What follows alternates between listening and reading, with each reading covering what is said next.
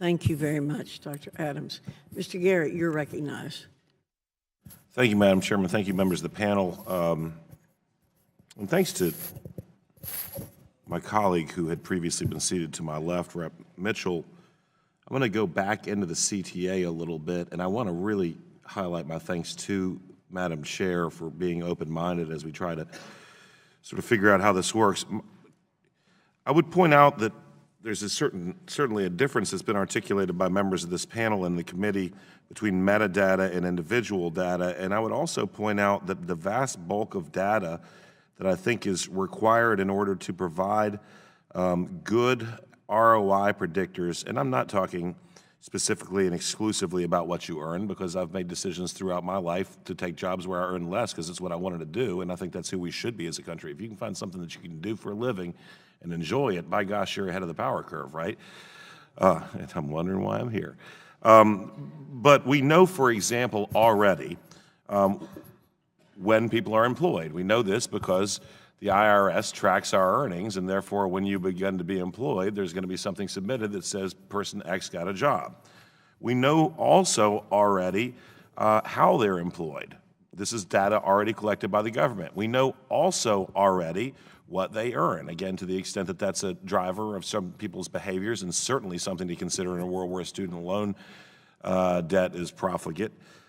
We also know already who's graduated from college based on data already collected. We also know already how many people at what school study in what field, right? These are all things that are data points already collected. So I consider myself to be a vociferous advocate on behalf of privacy, and had spoken with Mr. Mitchell and was assured that we would create an opt-out for the CTA.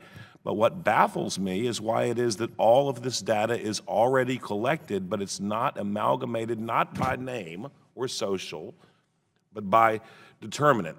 The University of Michigan versus Michigan State, et cetera, has X percentage of graduates because we know how many people graduated from there. We know how many people are employed within month 1, month 6, 12 months, right?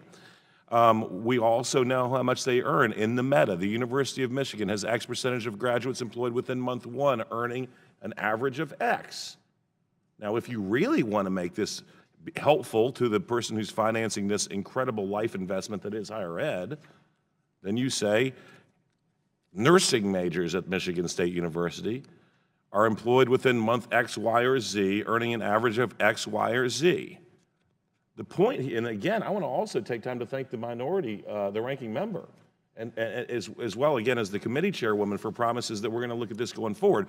But as a parent, I've got a child at college, and I have counseled her that it's okay to study music appreciation as long as she does well in her biology major that she's carrying as a double, right?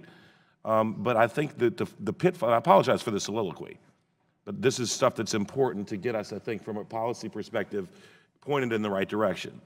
My dad was a realtor. Y'all probably heard this in this committee 20 times. I told him I wanted to study history, and he said, that's great, you want to be a realtor too. And at my father's cajoling, I became a history and education major, right? So I was certified to teach because there was a career path. Having said that, then I went in the military, and now I'm here.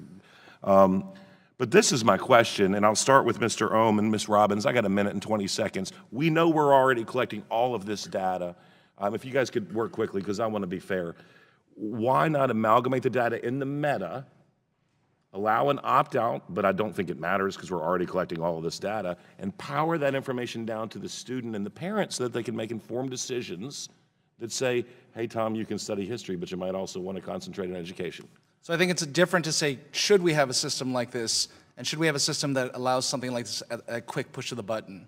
And I think there is a lot of, and I'm going to make sure my fellow panelists have time to answer, but I think there's a long history of this country about worrying about one giant consolidated database, because I guarantee you the questions we ask of that may be about education outcomes today, but there'll be very different questions tomorrow, and we need controls to prevent that. I agree. I want to go quickly. I respect the rest of the panel.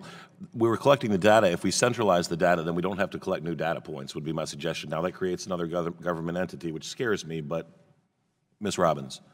Yes, I agree with Professor Ohm.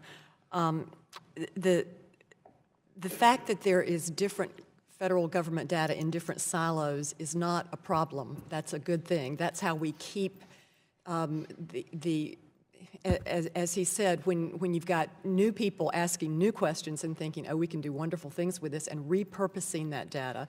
Right now it sounds good that, oh, we would only use it for this, but somewhere down the road there's going to be a shift and someone is going to want it to use it for something else. Madam Chair, obviously my time's expired. It's at your discretion whether you want to let the other two panelists. And I apologize to you all because it was probably my fault. Y'all didn't get a chance. Well, the other panelists can give you an answer in writing after the, to honor all the other members, because we're already at 11:30, and we generally try to finish at noon. Ms. Blunt Rochester, you're recognized.